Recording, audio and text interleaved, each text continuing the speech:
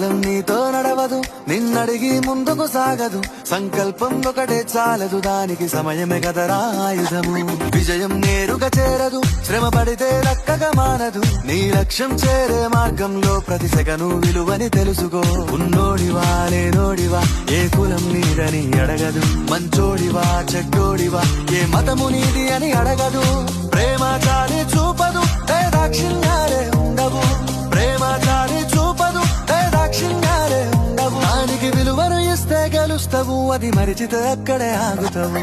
కాలం నీతో నడవదు, నిన్నడిగి ముందుకు సాగదు.